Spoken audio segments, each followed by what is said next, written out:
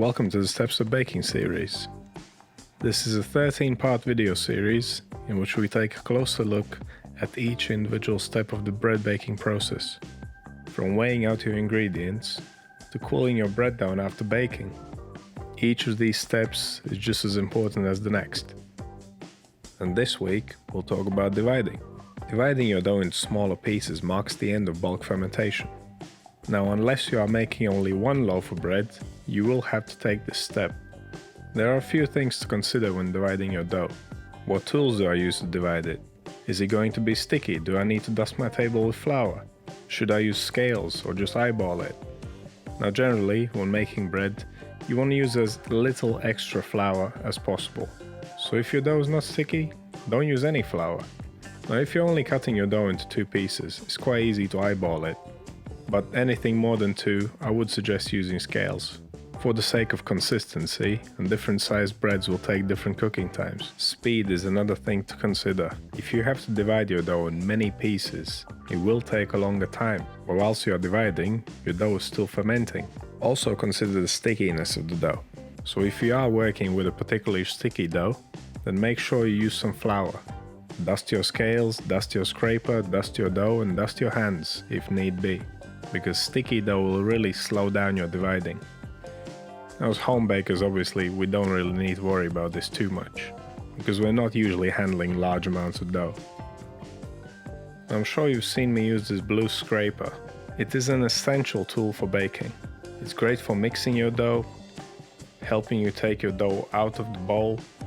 It's great for helping you shave loaves of bread, and of course dividing.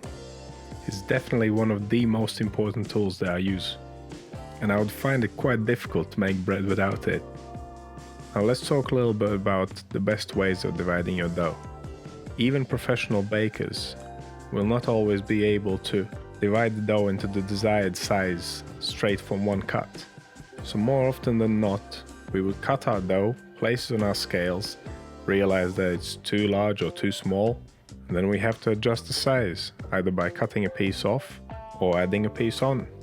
The two most important things to note is that when you add a piece of dough, then make sure you add it into the seam side of the dough so that you can fold it into the dough when you are pre-shaping later on. We want to hide those little bits inside the dough. And always try to cut the dough piece as close to the required size as possible. You don't want a loaf made out of many little pieces of dough. This series being about the steps of baking, let's talk a little bit about when you actually skip some steps. And as I mentioned before, if you are making one loaf of bread, then you are skipping the dividing stage. You will use the whole piece of dough for that one bread, so you don't need to divide it, right? So if you were making one loaf of bread, you would skip straight to the pre-shaping stage, and then to bench rest and the final shape. But in the example I'm showing you now, I'm making ciabatta. And in the case of a ciabatta, you are skipping the pre-shaping step, the bench rest step, and you're also skipping the final shaping step. Dividing your dough is the final step before the final fermentation. So with this one step, you are not only dividing, but also pre-shaping and final shaping your dough. And there are various steps that can be skipped in the bread baking process, depending on what kind of bread you're baking.